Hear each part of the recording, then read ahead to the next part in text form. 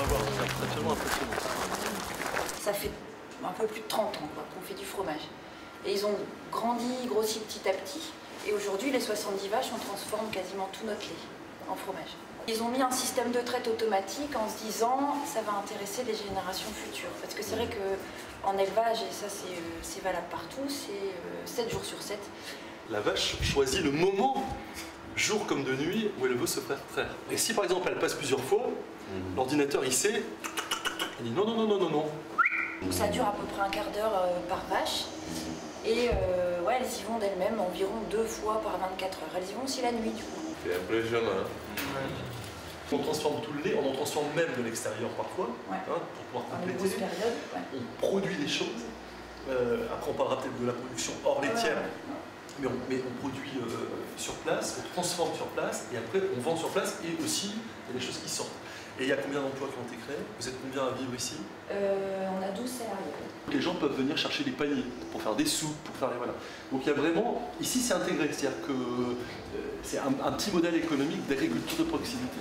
Donc là on transforme près de 4000 litres par jour. C'est là où on achète du lait dans Vous des achetez fermes du lait. alentours.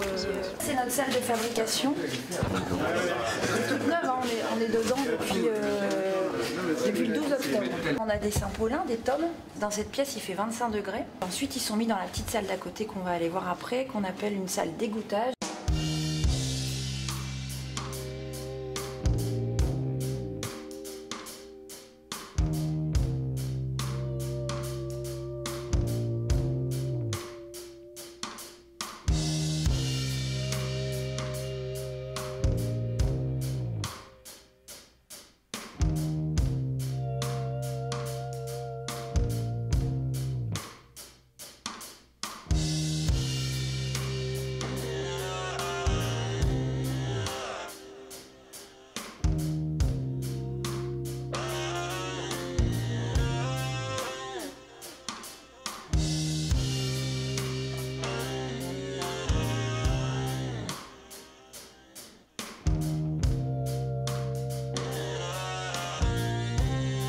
Nous sommes très heureux à Rome d'accueillir Moussa Bara, qui est un des plus beaux ambassadeurs de ce beau pays qu'est le Mali, beau pays ami. Vous le connaissez bien entendu, ancien Premier ministre, et puis sans doute appelé, c'est un grand serviteur du Mali, appelé à d'autres responsabilités qu'on lui souhaite en tout cas. Le Mali, comme vous le savez tous, est un pays qui est situé en Afrique de l'Ouest, qui est à cheval entre la zone saharienne et la zone soudanienne. C'est un pays où il y a et du désert et de la savane et de la forêt. Donc c'est un pays de variété climatique importante et donc de diversité communautaire importante. C'est un pays très vaste qui fait 2,5 fois la France, qui a à peu près 18 millions d'habitants sur le territoire, mais qui a une diaspora importante à l'extérieur, puisque nous avons à peu près 6 millions de Maliens à l'extérieur du territoire. Ce qui fait qu'un Malien sur 4 vit en dehors du territoire national, ce qui a aussi une chance importante pour notre pays. Mais nous avons aussi une crise sécuritaire significative avec la présence de groupes terroristes sur une partie de notre territoire et qui crée une insécurité relative au Mali. C'est ce qui nous vaut d'ailleurs d'être classé par certains pays dont la France comme pays à risque, zone à risque, zone rouge où il n'est pas recommandé de partir. Tout en n'ignorant pas ou tout en ne réduisant pas ou en ne sous-estimant pas cette menace terroriste ou cette insécurité, c'est que les menaces sont quand même localisées au nord du Mali. Bamako, la capitale, est à peu près à 1200-1300 km du nord du Mali. Il y a eu 2 actions terroristes à Bamako, il faut quand même la relativiser. 90% de la population vit dans un espace qui n'est pas concerné par les crises et rébellions et menaces terroristes. Aujourd'hui, c'est un pays à vocation agricole, puisque c'est un pays où il y a des terres, il y a de l'eau, les plus grands fleuves d'Afrique de l'Ouest, les 2 plus grands fleuves d'Afrique de l'Ouest traversent le Mali. L'autre segment qui forme aussi une certaine force du Mali, c'est le secteur minier, de manière générale. Les mines, notamment un certain nombre de minéraux comme l'or font partie des produits d'exportation aujourd'hui majeurs. Le Mali est le 3e producteur d'or en Afrique. Une grande partie de la population qui vit de plus en plus dans les villes. Bamako, la capitale, c'est 3,5 millions d'habitants. C'est la ville qui a le taux de progression, le taux de croissance le plus élevé en Afrique et le 6e au monde. Beaucoup d'opportunités peuvent être exploitées et mises en avant, développées, et qu'on démontre ainsi aux gouvernants qui ont du mal, qui ont du mal à donner à la coopération entre la France et le Mali un second souffle, un nouveau souffle. Donc ces opportunités, on pourra en parler. Je pense que c'est une bonne introduction au débat. Cette semaine à l'Assemblée, on a eu une rencontre avec le ministre chargé de ces questions-là, André Bailly, où on a bien senti qu'on était dans une situation en France un peu mûre pour passer de l'aide humanitaire, en quelque sorte, je résume, à du co-développement économique. Les leviers des communes, là-bas, une commune, c'est important. Les chiffres sont assez éloquents, c'est 600 000 à 800 000 habitants.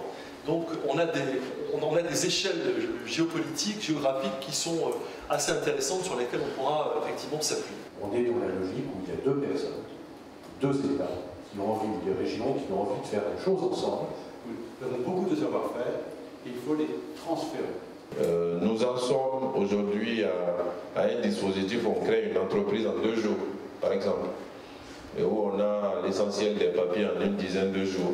Nous avons beaucoup d'exonérations qui sont pour tous les investisseurs.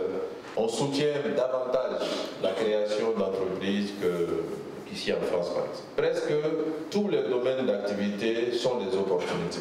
Moi, je serais davantage intéressé par mettre en place un dispositif de région à région, de ville à ville, plutôt que ce soit d'État à État. On a une longue histoire, et en plus on parle la même langue. C'est facile. Voilà, donc il n'y a pas de barrage. On est là pour instaurer un cadre favorable pour conforter nos relations bilatérales qui sont denses, anciennes et qui sont des relations de confiance. On est là pour accompagner les entrepreneurs. La France n'est plus le premier investisseur direct étranger au Mali. Tout ce qui concerne les services urbains de manière générale et les services à la collectivité, il y a de grands besoins puisque nous avons une démographie dynamique, nous avons une urbanisation encore plus dynamique et donc ça crée des besoins importants. Et là, ce sont des pistes qui peuvent être imaginées même à l'échelle de l'État parce que je sais que toutes ces questions de traitement des eaux, des services urbains ou même des énergies renouvelables, les biocarburants, il y a des initiatives publiques au Mali qui existent. Il y a même des entreprises privées dans le solaire aussi. Au niveau du public, il y a des initiatives d'accompagnement des entreprises. Mais ce sont essentiellement des petites entreprises et des petites entreprises portées par des cibles de l'État en termes de création d'entreprises, notamment les jeunes diplômés. Donc nous avons pas mal d'initiatives qui existent pour financer des jeunes diplômés porteurs de projets afin qu'ils puissent s'installer. Mais ça, c'est des projets à taille vraiment. Sur le plan économique, il y a un recul exponentiel de la France. Je pense que ça, c'est une réalité. La France, dans certains domaines, a une compétence, une capacité, une expérience qui est inégalée dans le monde. Et ces compétences, ces capacités, ces qualités d'intervention sont toujours appréciées et seront toujours appréciées. Et c'est là où il faut, à mon avis, essayer d'agir, mieux utiliser les collectivités locales, mieux utiliser les chambres de commerce et d'industrie. J'aimerais savoir concrètement, demain je rencontre mon doyen, qu'est-ce que je lui dis? Le Mali, est-ce que vous avez des besoins d'enseignement? Est-ce qu'il y a des possibilités de partenariat? Quelle est la demande sur place? Et comment ici, nous, en tant que... Que pouvons-nous faire pour mettre une démarche simple, mais mutuelle, pour développer et donner des outils nécessaires à ces populations sur place, entre la France et le Mali? Là où ça peut être intéressant, c'est de voir l'expérience au niveau du Mali ou des pays voisins qui existent en termes de traitement, d'assainissement, surtout au milieu rural, peut-être avec des orientations écologiques fortes, sûrement, parce que tout à l'heure j'ai entendu qu'on pouvait traiter l'eau et l'adoucir avec des produits non nocifs pour l'environnement. Et donc c'est toute l'aventure qui nous amène maintenant à travailler sur le texte. Et beaucoup de transporteurs se refusent d'aller au Mali pour faire les transports. transport. Alors c'est bien beau d'implanter des sociétés et de produire, mais il faut penser ensuite à la gestion du flux.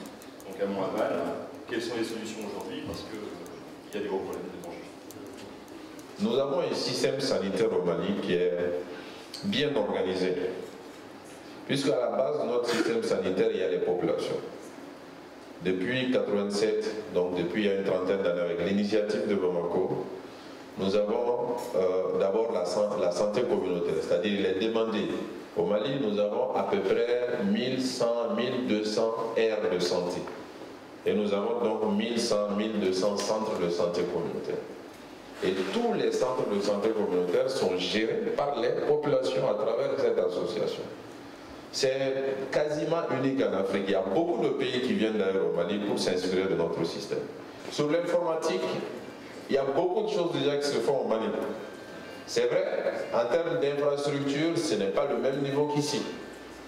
En termes d'infrastructure, ce n'est pas le même niveau. Mais il y a déjà pas mal de choses. Nous avons des opérateurs économiques qui investissent. Et nous avons un écosystème de start-up animé par des jeunes comme vous, qui développent des applications, qui prennent des initiatives qui marchent et qui génèrent de temps en temps des entreprises et qui gagnent de l'argent aujourd'hui, à Bamako en tout cas.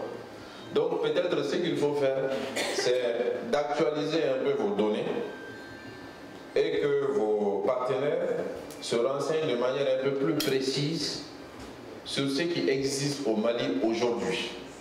Parce qu'on peut tout de suite dire, ben moi ça m'intéresserait de travailler avec l'Afrique, mais il y a tellement. Mais si on prend le temps de se renseigner sur le cas particulier des pays, peut-être on peut être surpris de voir qu'il y a tout à fait une possibilité de collaborer, de mettre en place une structure et de travailler avec eux, quoi.